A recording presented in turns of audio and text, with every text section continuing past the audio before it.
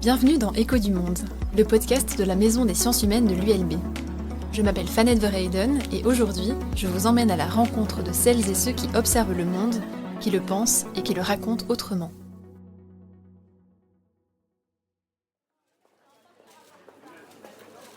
ULB Podcast. Les podcasts de l'Université libre de Bruxelles.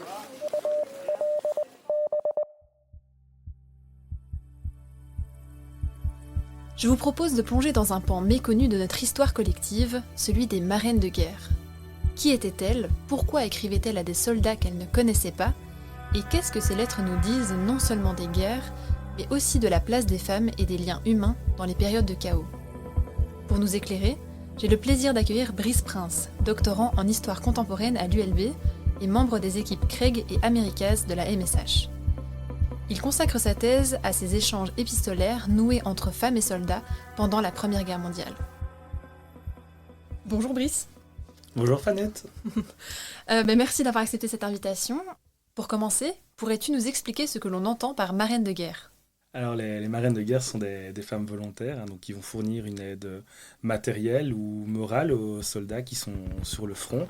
Alors ce qu'il faut savoir, c'est qu'elles peuvent avoir tout âge, donc on retrouve des marraines de guerre qui ont 6 ans comme des marraines de guerre qui en ont 80, même si la plupart d'entre elles ont entre 20 et 50 ans. Ce qu'il faut savoir, c'est que dans les sociétés traditionnelles du début du XXe siècle, c'est la première fois qu'on va autoriser et même encourager des femmes à avoir des relations épistolaires avec des hommes qu'elles ne connaissent pas, de tout âge et de toute classe sociale confondue. Mais donc, je parle tout le temps de femmes, mais ce qu'il faut savoir, c'est qu'il y a également des parrains de guerre. Bon, leur nombre est beaucoup moins grand et c'est pour ça qu'on conserve l'appellation marraine de guerre, puisque c'est elle qui représente la majorité du nombre. Comment as-tu découvert ce sujet et pourquoi est-ce qu'il t'a interpellé ? Alors là, ça va plutôt être une réponse personnelle, mais en fait, ma grand-mère a bénéficié d'une marraine de guerre suisse pendant la Deuxième Guerre mondiale, donc elle était enfant. Et donc cette dame lui envoyait plus souvent des friandises, mais elle nous en a parlé quand on était plus jeune. Et donc c'est pour ça que je pense que j'ai été sensibilisé à ce terme et qui m'a sauté aux yeux quand je suis retombé dessus dans mes archives, quand je travaillais au départ sur mon mémoire de master. Je pense que c'est ça aussi qui a fait que j'avais envie de travailler là-dessus, parce qu'il y avait quand même un petit lien avec ce que ma grand-mère avait vécu, même si ce n'était pas le même conflit. Donc ça signifie que les marraines de guerre n'étaient pas uniquement là pour soutenir les soldats ? Non, alors à l'origine, elles sont quand même destinées à soutenir les soldats. On voit que dans des conflits comme la Seconde Guerre mondiale, on a également eu des marraines de guerre qui ont soutenu des enfants ou des familles dans des temps difficiles, puisque par exemple dans le cas que j'évoquais tout à l'heure, la Suisse est un pays neutre et donc a cette possibilité d'envoyer en zone occupée des friandises ou des lettres, et donc oui, on le retrouve pas uniquement pour des militaires. Dans un coin de mon pays, une fille me sourit, une fille au cœur. Dans tes recherches, tu parles notamment de marraines de guerre qui viennent de France, du Canada. Pourquoi est-ce qu'on a fait appel à des femmes qui ne résidaient pas en Belgique ? Dans certains cas, comme en Belgique, en général, les épouses sont restées de l'autre côté de la ligne de front, donc elles sont en zone occupée, et il y a très très peu d'informations qui passent de la ligne de front. Donc c'est pour ça qu'en Belgique, typiquement, on va aller chercher des marraines de guerre du côté de l'Amérique du Nord, de l'Angleterre, des Pays-Bas. Et est-ce qu'on retrouve des marraines de guerre dans d'autres conflits ou à d'autres époques ? Oui, on en retrouve essentiellement dans les conflits du XXe et du XXIe siècle sous différentes formes. Alors évidemment, celles qui ont le plus marqué les esprits, c'est celles de la Première Guerre mondiale, parce qu'on a vraiment un développement très important à ce moment-là, mais on en retrouve pendant la guerre civile espagnole du côté républicain, on en retrouve pendant la Seconde Guerre mondiale, la guerre de Corée. On va également retrouver dans les opérations extérieures françaises au début des années 2000. Et on en retrouve encore maintenant aux États-Unis, où on a des associations qui distribuent des colis aux soldats qui ne portent pas de référence aux marraines de guerre, mais qui en tout cas fonctionnent de manière similaire. Y a-t-il une correspondance en particulier qui t'a marqué ? La correspondance qui m'a le plus marqué, certainement, en tout cas au niveau de la Première Guerre mondiale, c'est celle de Gabriel Pellerin, Donc c'est une jeune Montréalaise de 16 ans, 1917. Et c'est une correspondance qu'elle entretient avec Charles de Bruyne, qui est un soldat belge, qui a 25 ans. Il est originaire de Gand. Le journal La Presse à Montréal, les Belges écrivaient au journal pour avoir des marraines de guerre. Puis quand j'ai su qu'ils demandaient des marraines de guerre, ben, j'ai envoyé mon nom. Ils vont s'écrire donc pendant plus de 60 ans, donc de 1917 à 1977, ce qui est quand même assez extraordinaire dans ce genre de relation épistolaire. Et ce qui est intéressant, c'est de voir aussi comment cette relation elle se développe au fil du temps. Donc on a d'abord deux personnes qui se découvrent au tout début de leur correspondance et avec une relation qui devient de l'amitié et qui glisse tout doucement vers le flirt à la fin du conflit. Et cette relation, après, elle évolue encore, puisque ces deux personnes, elles se rendent compte qu'elles ne vont pas pouvoir se rencontrer facilement. Donc Charles, lui, a peur de perdre la position qu'il occupe en Belgique. Donc c'est lui qui fait le choix de rester dans l'armée après le conflit. Et donc a peur de perdre sa position en allant au Canada. Et donc ces deux personnes ne se rencontreront jamais, abandonnent un peu ce flirt et finalement continuent leur vie chacun de leur côté. Donc chacun vont trouver un époux et une épouse. Mais ce qui est intéressant, c'est de voir que les époux et les épouses vont commencer à entretenir une correspondance aussi. Et donc on a toute la famille qui participe. On a parfois des neveux et des nièces qui interviennent. Et dans le cas de Charles, son neveu va partir dans les années 50, travailler au Canada. Et justement, mais là, Gabriel Pellerin dit « Ah oui, non, mais s'il vient travailler au Canada, il faut qu'il passe me voir, puisque pour moi, c'est comme la famille. » Et donc on voit que c'est très important pour eux, finalement, cette relation qu'ils entretiennent, même s'ils ne se rencontrent jamais personnellement. Et donc, quand elle en parle dans les années 80, quand elle est interviewée par un historien des Archives nationales de Rimouski, ce qu'elle dit, c'est qu'elle parle d'une correspondance romance entre elle et Charles de Bruyne. Est-ce que tu as observé des différences dans la manière dont ces échanges ont été vécus ou institutionnalisés, c'est-à-dire structurés, organisés ou intégrés à des dispositifs sociaux ou politiques selon les pays ? En Belgique, là, on est plus dans des associations qui vont parfois être privées, mais par exemple, celle que j'étudie le plus, donc qui est l'œuvre des marraines de guerre du lieutenant Joseph de Dorlodo. Lui, c'est une œuvre qui est quand même en lien avec l'armée, puisqu'elle voit le jour dans le giron du service de correspondance et de documentation de Folkestone, qui est un service à l'origine privé, mais qui est rattaché à l'armée belge pendant le conflit.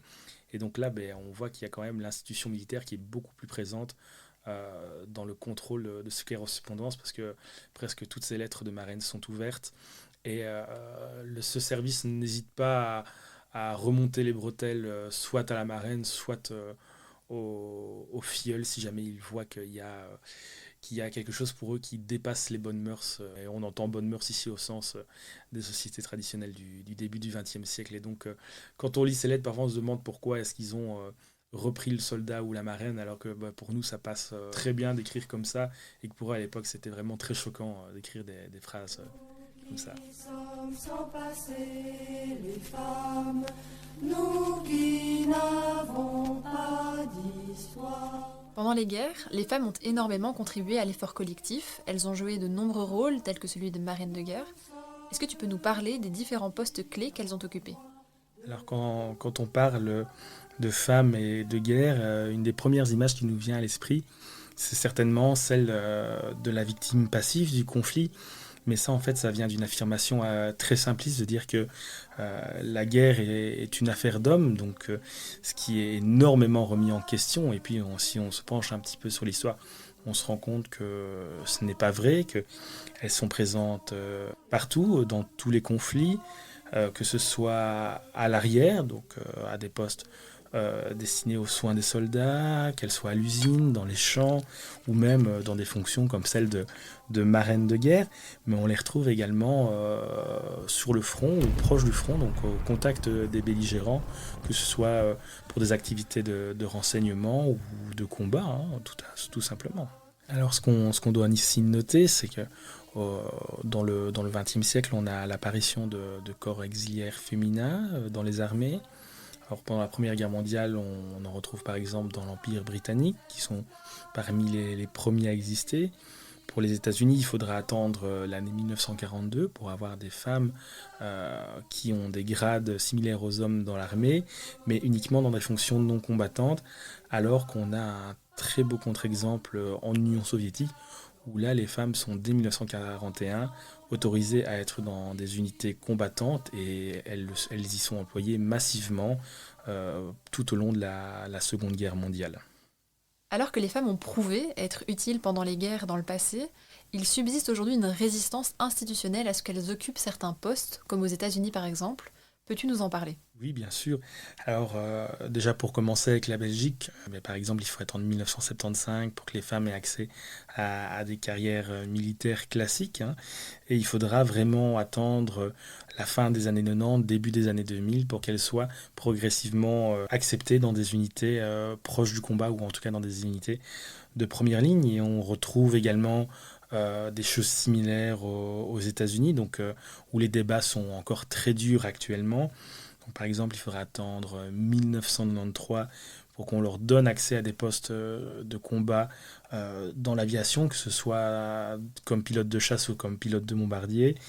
Mais pour avoir un accès complet à tous les postes combattants en première ligne, il faut attendre la levée des interdictions en 2015 par H. Carter, donc, qui était le secrétaire à la défense de Barack Obama. Today, I'm announcing my decision not to make continued exceptions. That is, to proceed with opening all these remaining occupations and positions to women. There will be no exceptions. They'll be allowed to drive tanks, fire mortars, and lead infantry soldiers into combat. They'll be able to serve as Army Rangers and Green Berets, Navy SEALs, Marine Corps Infantry, Air Force parajumpers, and everything else that was previously open only to men. Ces politiques, elles sont encore remises en question aujourd'hui par l'administration Trump et via aussi son secrétaire à la défense, Pete Hegseth, qui lui n'a jamais caché son opposition à l'intégration des femmes dans des unités combattantes. Et on le voit par une série de mesures qu'il a prises depuis son entrée en fonction, que ce soit au niveau de la suppression de la distinction pour les examens physiques dans l'armée, des programmes sociaux ou d'inclusion, et on le voit également par le limogeage de l'amiral Franchetti, donc qui était la première femme à commander l'US Navy, ou également le limogeage de l'amiral Fagan, qui elle était responsable des gardes-côtes des États-Unis, qui ont toutes les deux été retirées de leur poste et donc également retirées du Joint Chief of Staff, qui est l'institution la plus importante au niveau du commandement américain. Et on le voit également par d'autres prises de position, pas uniquement envers les femmes, mais également vis-à-vis du personnel LGBTQIA+. Et on le voit ça notamment avec, par exemple, la débaptisation de navires de la marine américaine qui devaient porter des noms liés aux activistes LGBTQIA+, qui vont être rebaptisés par des noms qui sont jugés plus corrects pour l'administration Trump. Ce sont des faits qui sont à prendre en compte et qui nous questionnent énormément sur la place future des femmes dans l'armée américaine, mais également dans d'autres strates de la société américaine à l'heure actuelle. Et je pense que c'est des choses qu'il faut garder à l'œil.